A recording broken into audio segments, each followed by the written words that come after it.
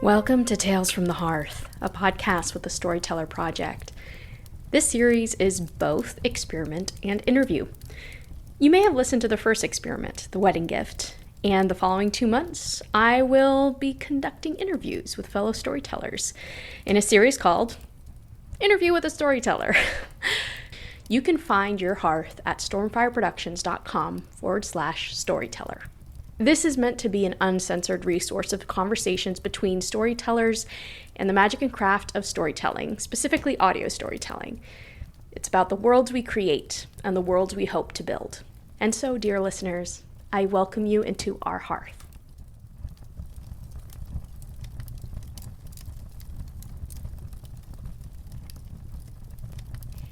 Cool. All right. Well, welcome, Tonia. I would like you to first introduce yourself in your own words, who you are, what you do, and what kind of storyteller you are. Oh, okay. I am Tonia Ransom. I'm the creator and executive producer of NIGHTLIGHT, an award-winning podcast that features creepy tales from Black writers from all over the world. And I'm also the creator, executive producer, and writer for Afflicted, a horror thriller audio drama that is best described as Lovecraft Country meets True Blood.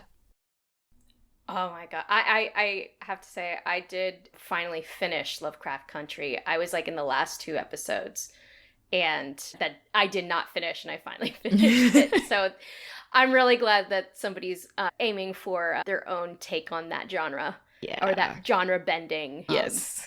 set of stories. I'm excited to hear more about that. But first, Tonia, welcome to Tales from the Hearth. The first question I have for you as a fellow storyteller is, of course, to tell me a story.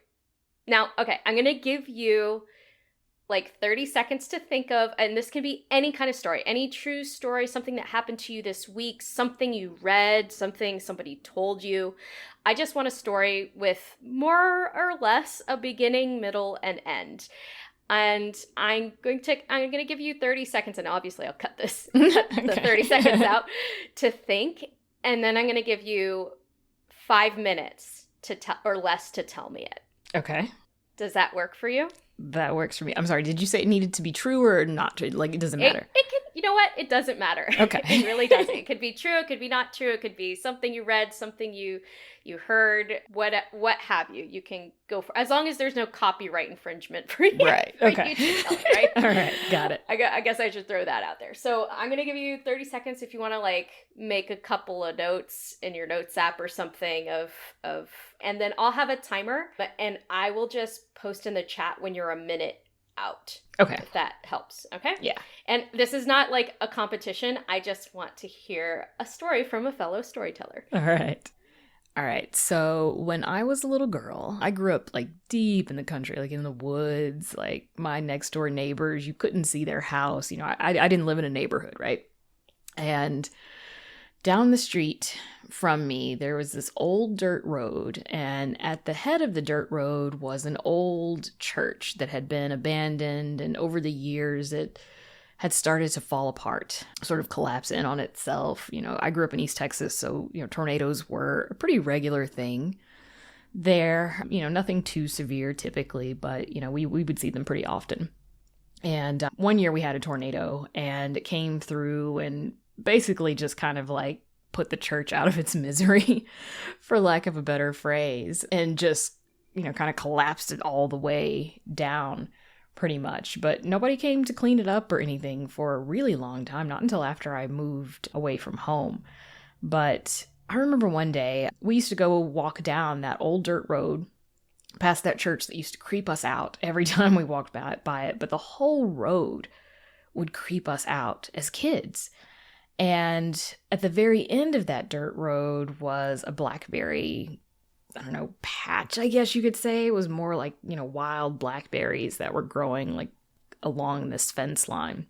And we knew the people that owned the land, and, you know, the guy told us, you know, we were kind of family in a weird way, but he told us, you know, we could come out there anytime and pick as many blackberries as we wanted. And so as kids, we would go out every summer and we would pick blackberries, and my mom would make blackberry cobbler with it. But as my sister and I got older, we would start to go take that walk by ourselves sometimes when we just wanted to get away, explore in the woods, whatnot.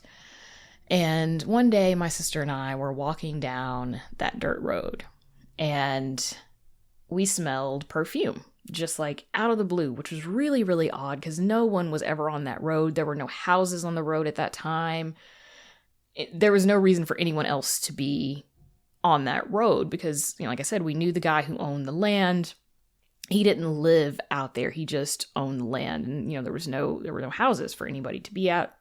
So there was never anyone else on this road ever. So it was really unusual for us to smell perfume. And it was really, really strong. Like somebody was right next to us. And, we kind of looked around and were like, what, did you smell that? Like, what is that? Where's that coming from? And, we just kind of brushed it off after we couldn't figure it out. We just figured, maybe the wind carried it. Somebody's walking down the street or something, and maybe it carried it from the street, or maybe somebody's in the woods and it carried from the woods. Who knows? And we kept walking. And probably about a minute or two later, we both just got this really, really like spooky feeling, like deep in our bones. It was, it was something that, we couldn't say, oh, it was that thing that creeped us out or that, we were kind of already on edge with the perfume thing, but something else changed. And I couldn't pinpoint it like right at that moment, but reflecting back on it later, I realized it was because the sounds of the animals stopped. Like, typically in Texas summers, you hear like cicadas and, all kinds of insects during the day. And there was nothing. It was just the wind and the trees rustling and nothing else. All the wildlife had gone quiet. And my sister and I got so creeped out just by that feeling that made the hair on the back of our neck stand up that we were like, no, we're not doing this. We're going to turn around and we're going to go back. And we stopped and we turned around and we walked back home. And I guess it was probably about a week later, something came up on the news where they found a body in the woods right across the street, pretty much right across the street from our house, right where that dirt road was, not too far away from where the actual road itself was, but it was in the woods, like adjacent to the road and across the street from our house. And I've always wondered, ever since I was a kid, did we smell perfume of someone that was already dead? Was it a ghost? Or was she still alive and we narrowly escaped being killed by whoever killed her? The end. Oh, dang. Of course, what else should I expect from inviting a horror storyteller to my podcast? Yep. That was awesome. Oh, thank you. So I have to follow up because that was such a well-told story. Is why do you tell stories? Man, honestly, I think, I didn't realize it at the time, but stories really saved me as a kid. They gave me an escape from a reality that I couldn't quite make sense of and helped me make sense of that reality. And I just fell in love with stories at first as an escape, and eventually it became a way for me to, I guess, sort of work out my feelings on the page. So, a lot of the things that I write are me kind of working out things in my subconscious. My novella, my first book, Risen, I started writing it, and I didn't realize when I first started writing it that it was about my dad's death. But about halfway into it, I realized what I was actually writing about and was like, oh no, I can't do this. And I put it down and I didn't touch it for 7 years after that. And then, finally I picked it back up again. But yeah, stories were an escape for me in both the sense of reading them and writing them. And, I think it took me a really long time to realize that that's what it was. It just felt right. And, I kind of just followed that bug, I guess, ever since I was a kid. I feel like it was something you said was really interesting, which is this idea that you were writing and you put something down and you didn't go back to it. I always find it fascinating, and I know that the monomyth is not really real, but it's a concept from Joseph Campbell that, the hero's journey or the heroine's journey or the hero X's journey, if there's a non-gendered term for hero, or hero is just non-gendered in itself. There's a step of where you refuse the call. You refuse the call to adventure. Do you feel like that fear was, in a sense, your refusal to answer the call to be a storyteller or to tell your story? Not at that particular moment. I will say that I definitely had that in high school. I grew up in a really conservative community in East Texas, and I loved horror ever since I was a kid, and so I started off writing horror, and of course my teachers were not happy about that, and they tried to coax it out of me. They tried to scold it out of me. This isn't real writing, and that sort of thing. Of course, like if the assignment was to write something else, I did. But, when it was just free form writing, tell a story, it was always, it had some horrific element to it. When I wrote stories for like school contests, they were always horror as well. And I never won, surprise, surprise. But yeah, like I for a long time, I really did, young minds are really impressionable. And they convinced me that what I was doing was not okay, that it was wrong in some sort of way. And although I really didn't believe it deep down, I stopped writing. Not just because, superficially I kind of felt that there was something in me that was broken that made me write horror, but also because I just felt like my community wouldn't accept me if I wrote horror. And I think the thought of that really scared me. And so I stopped for a long, long time, like 10 or 15 years. And then I started writing again. So I did 2 stints in college. I started writing again in my second stint in college. I needed to take an elective for my degree, and I was like, oh, I'll take a creative writing class. And I started writing again, and my professor was like, wow, like, you're really good. You should consider writing more. The world needs your voice. Those were the words that she used. The world needs your voice. And I was like, what? And like, because I wrote a horror story, so I wasn't expecting anyone to say like, yes, write more of that. Because it just never occurred to me that anybody thought any different, and I don't know why, like I read horror books, like I knew that there were horror authors being published. I just didn't think that it was something that I could do or should do until I needed an elective and I wanted to do something that I liked and not, take an elective in a subject I wasn't interested in. So if that was kind of your first kind of acceptance to being told, right, that your voice matters, I feel like, humans, obviously, we're a social species. We need that validation in many different parts of our lives. So I kind of want to go deeper into this. As you kind of look back in the past few years of your writing, who have been those voices of validation, and how have they actively taught you how to be a better storyteller?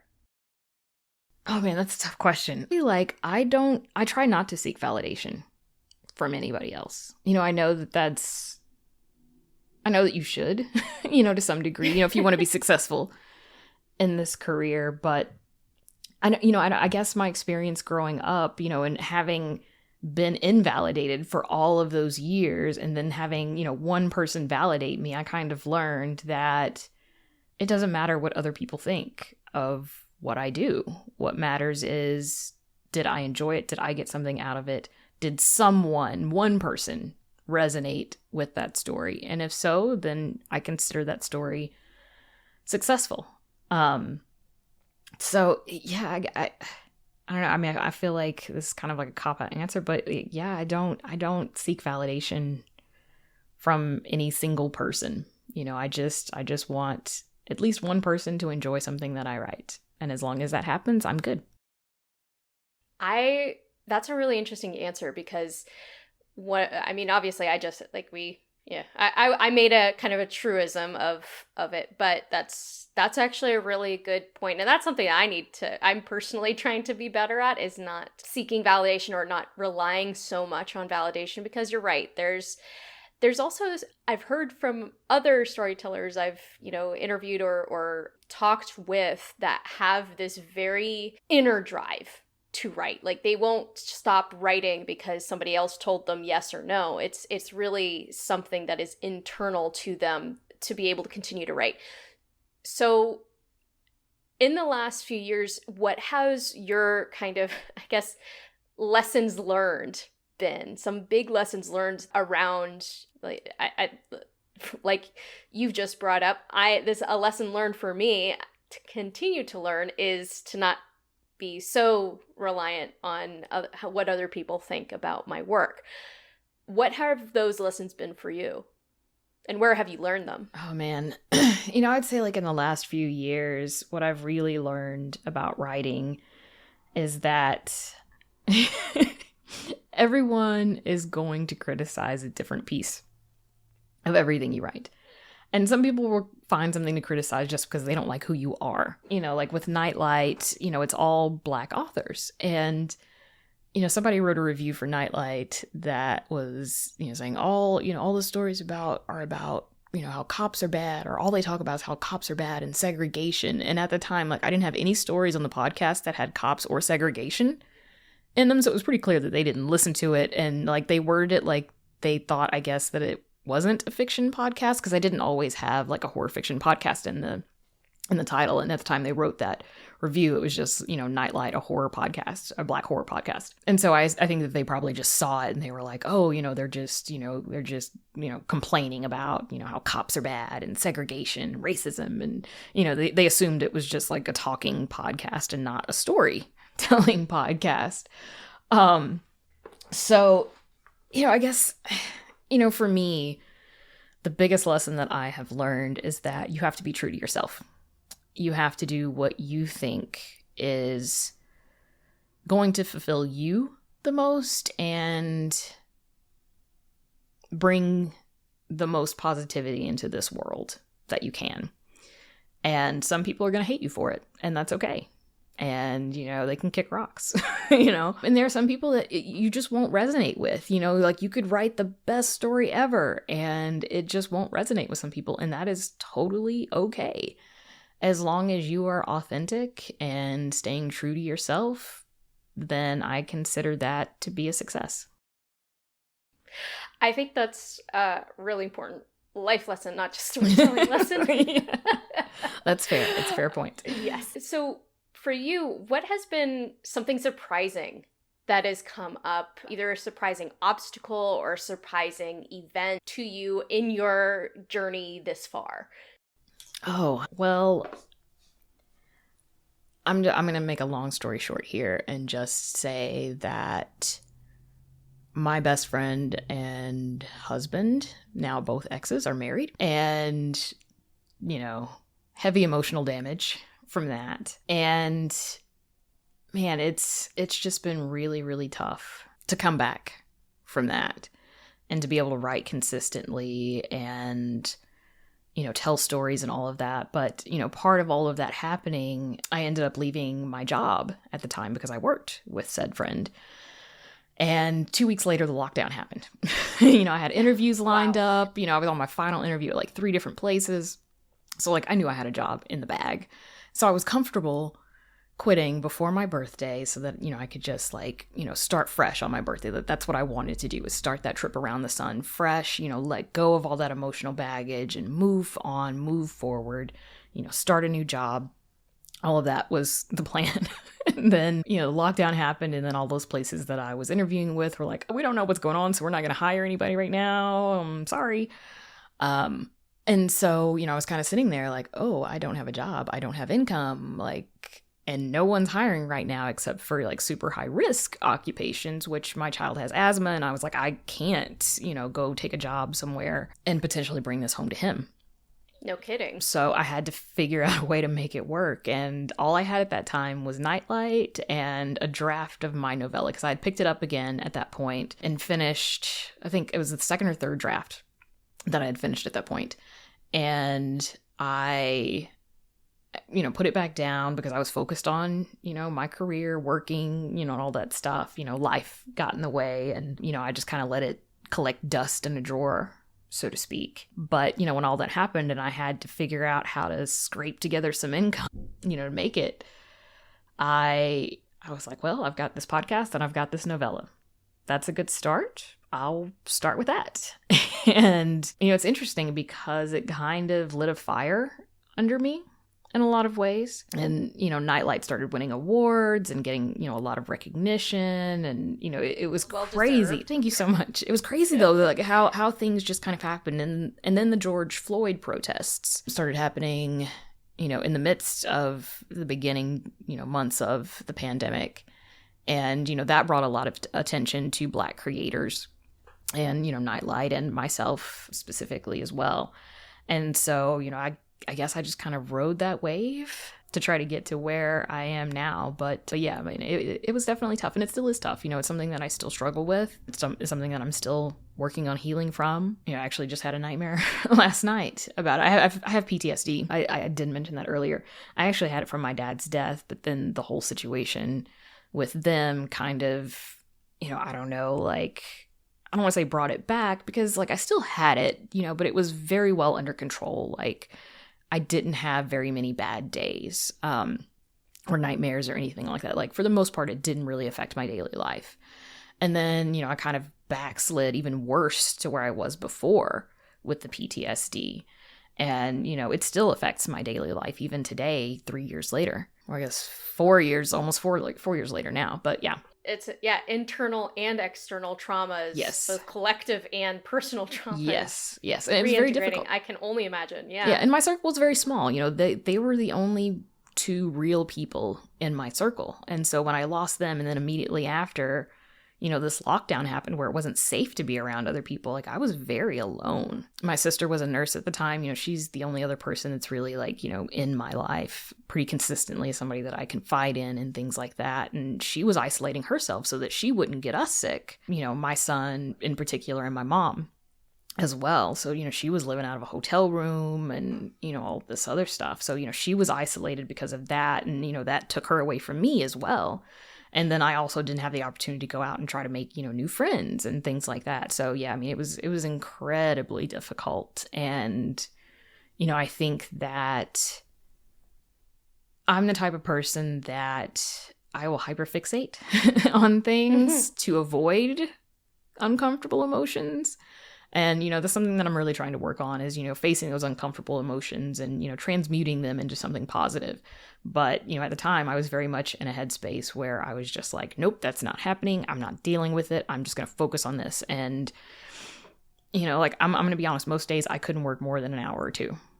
Like, my mental health just would not allow it. There were many, many days where I couldn't work at all. But every single hour that I could work, I did.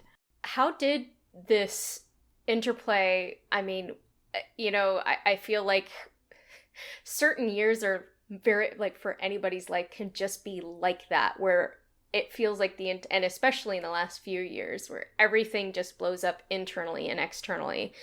And I'm curious of how you felt that affected your creative life, in addition to whether like, I'm not going to assume that it helped it. Did it hinder it? Like, how? Oh yeah, 100%. How did the creative life? What was the interaction? What was the relationship you had with your storytelling, with your creative ability, your creative well during that time? Man, it was super, super tough. I actually put out a notice on the podcast Patreon that I wasn't going to be putting out episodes for a while, that I was in the midst of a difficult divorce, and, my patrons were super, super supportive.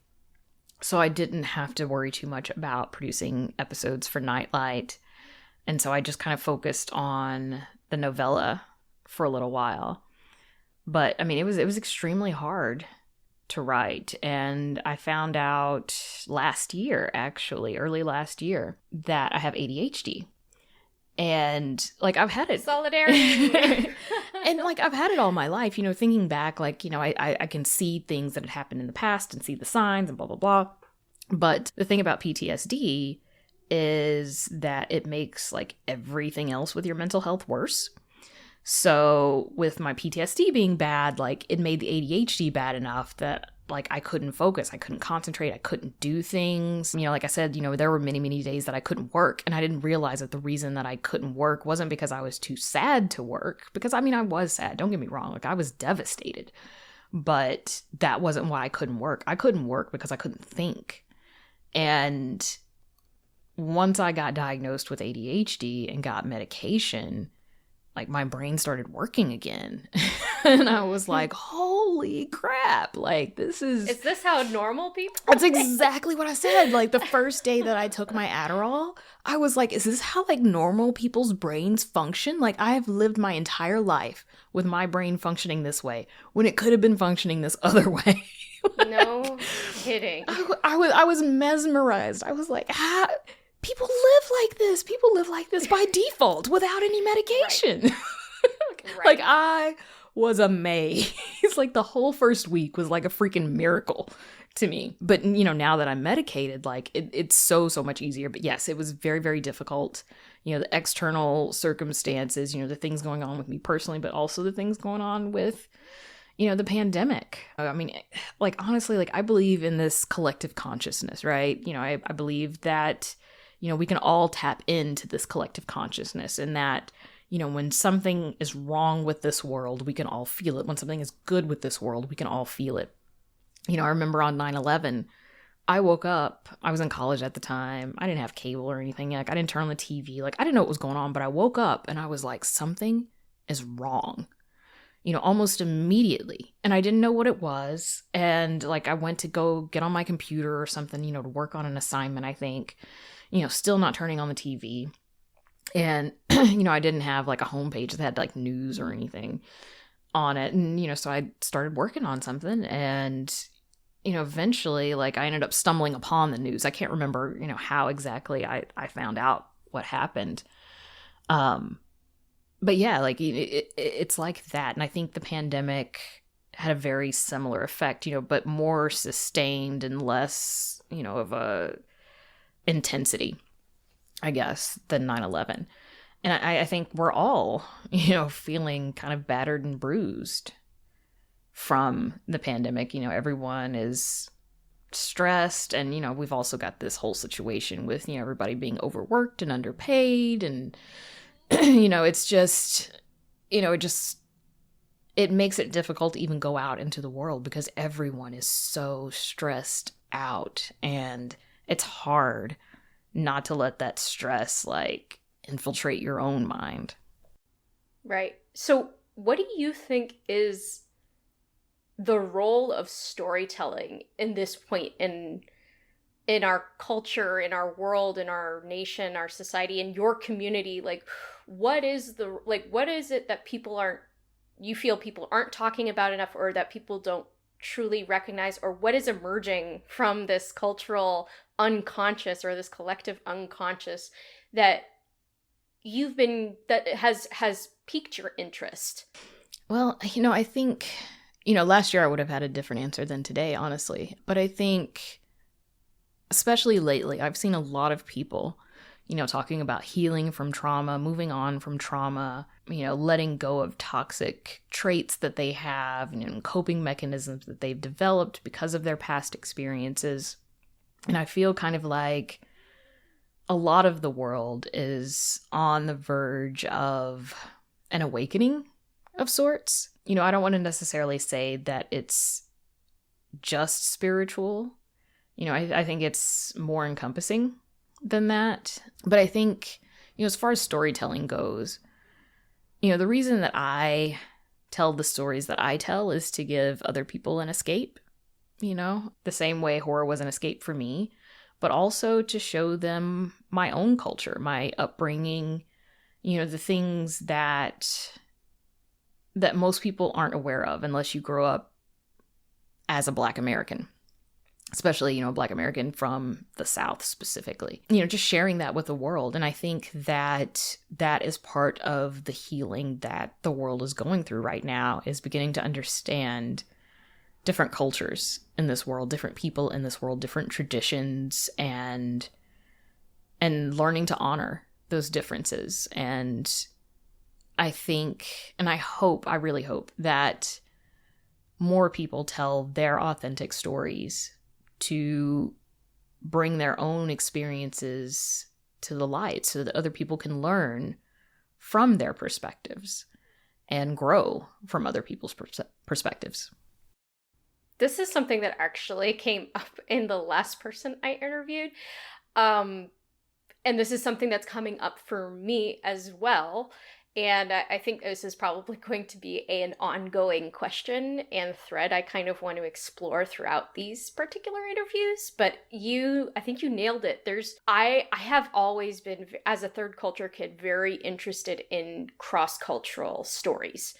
And being able to tap into some kind of translation mediumistic, I don't know, just something that can translate or transfer or bring people over the bridge of, so that they can hear stories that are outside of their experience.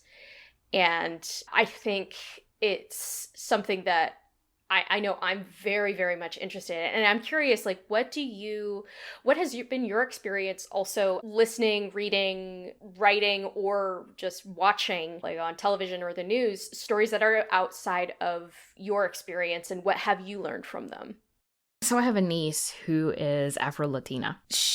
Her mother's mother is from Mexico. My family is very much a very colorful family. Like, we've pretty much got every race and ethnicity in our family. And, when she was younger, I read Shadow Shaper. And of course, the protagonist is an Afro-Latina. And, I thought, like, wow, like, I should give this to her so that she can read it, so she can see herself in a book. Because I didn't see myself in a book until I was in my 30s. There weren't too many, Black biracial protagonists out there. So I gifted her that book for her birthday one year. And I mean, she devoured it. And, she asked me, was there another one? And I said that he's working on one. It wasn't out yet at that point, but it was supposed to be out like a few months later. But I said, I'll get it for you when it comes out. And I did. And she devoured, that one too.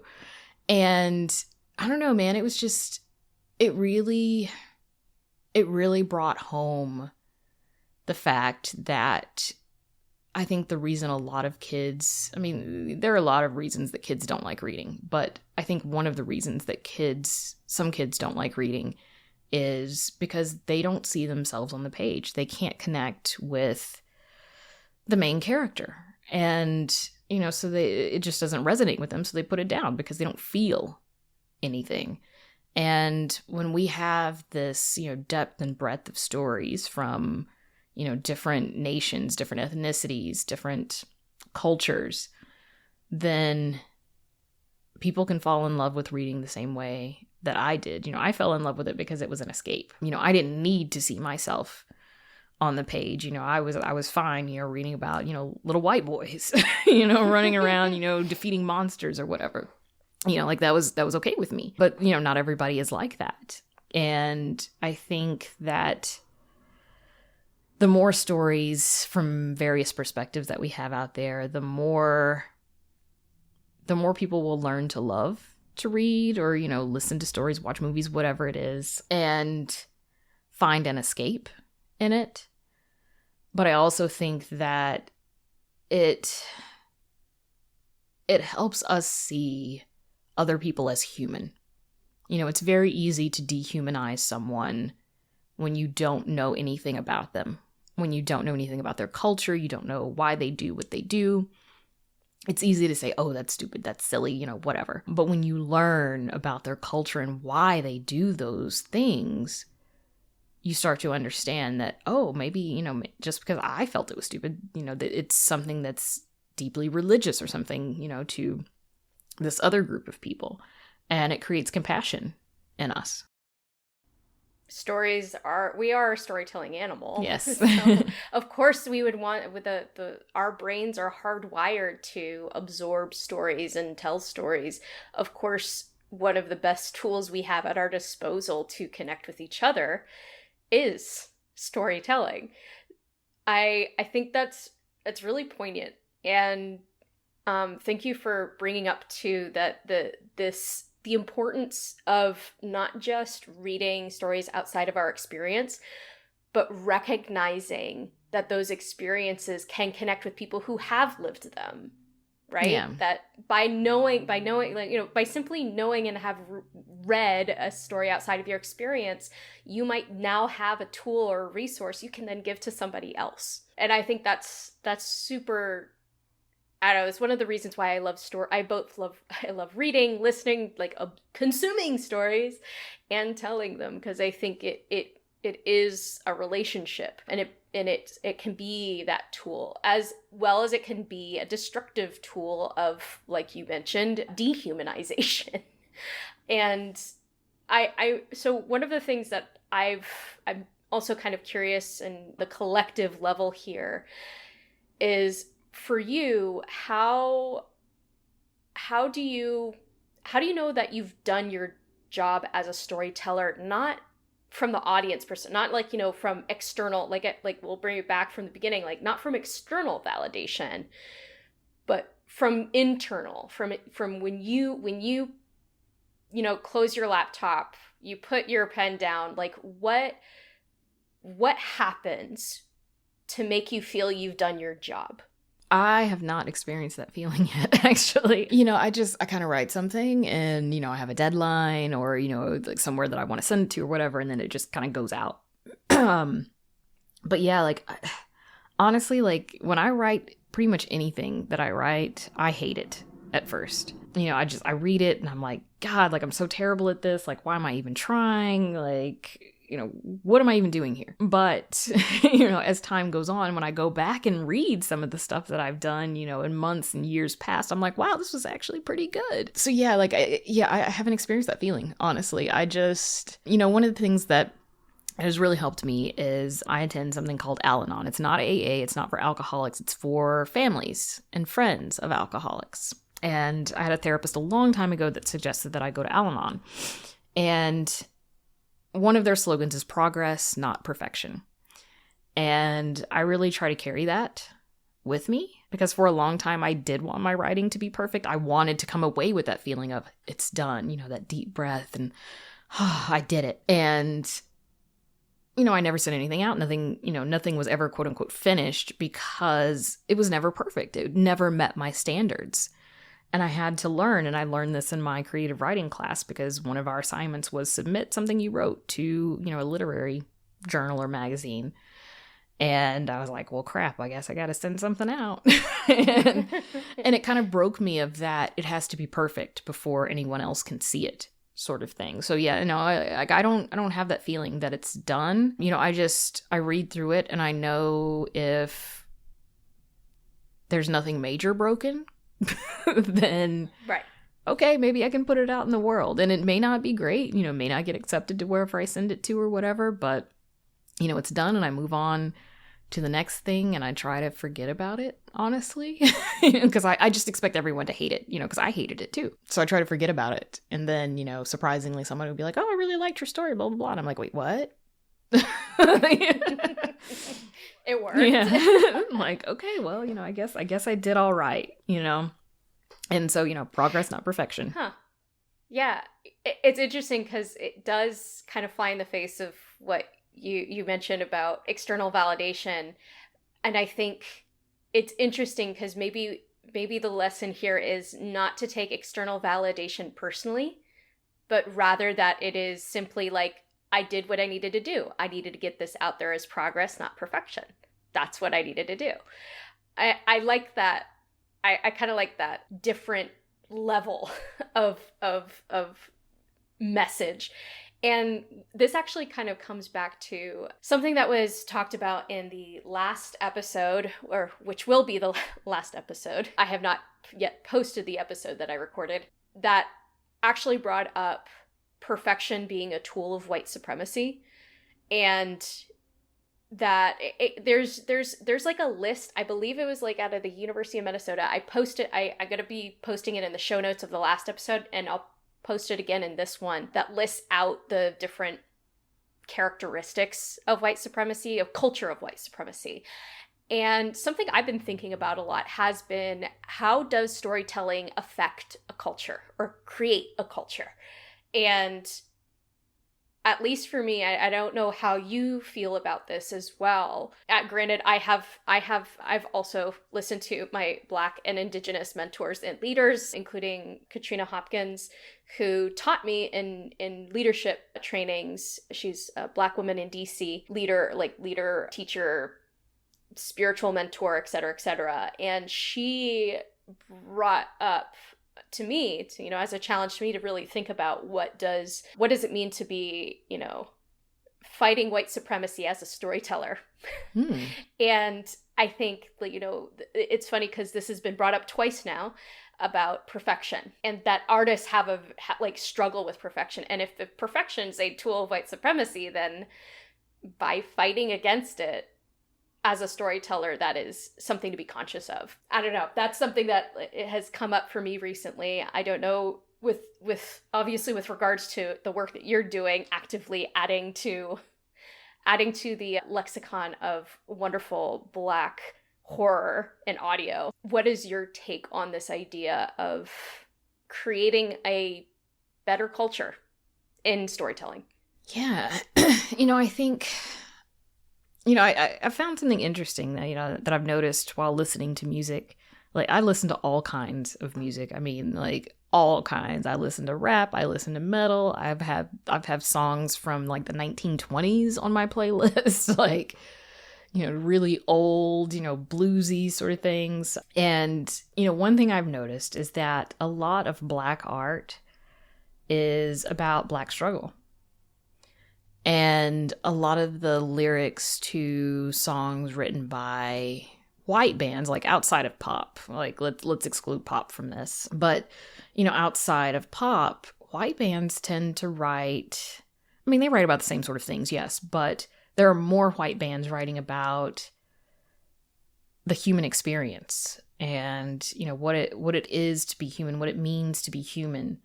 And what you said, I think that's spot on. And I think I can't remember if it was Toni Morrison or Maya Angelou who said that basically, racism is a tool to distract us from our work. And like, I've really found that to be true in music. And, I see the same thing in storytelling as well, but there are gatekeepers, right? There are people who, and this is something that I've certainly experienced. A lot of white editors, most of them subconsciously, it's not a conscious racist thing, but subconsciously they expect Black writers to write about Black struggle, and they will reject stories that aren't about Black struggle. And I think that same thing probably exists in music, and that's why we see a bunch of Black music that deals with Black struggle. And white music... That's what we see in movies. Yes. We see in movies all the time, like who's nominated in the Oscars. Exactly. And, I think that now that those gates aren't quite as impenetrable, we'll start to see other cultures talk about the human experience more. We'll be able to get access to those stories that have probably existed all along. We just didn't have access to them before. Or time or resources or energy for those storytellers to be able to not focus so much on the struggle and the concern about their community, but more about, my teacher I just mentioned, Katrina, she recently said something to the effect of like, she was reading a book, some sort of philosophy book, and was telling me and a couple other people like, oh, wow, this person must have had all their bills paid to be able to sit and think about stuff right? like this. Right? Exactly. So bottom line, we need to have, bills paid more or less to help us, expand and progress the human condition. Yes. So I'm gonna wind us down with one last question. And this last question is also a very important question, which is, again, why do you tell stories, Tonia? To give people an escape. to give them, something to think about if they're more philosophical or intellectual. I hope they find in the questions that my characters are struggling with, questions that they may be struggling with themselves, and a different perspective to help them shift their perspective and consider others.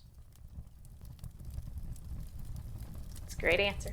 Thank you so much for joining me and by this virtual hearth. Thank you for having me. I will obviously be putting all of Tonia's stuff in the show notes. Please support Nightlight. Please support the work that Tonia is doing in all the spaces that she's doing them in. And yeah, we'll be back for another storyteller. There are many of us out there clearly doing the work. Yes. So thanks again and talk soon. Thank you so much.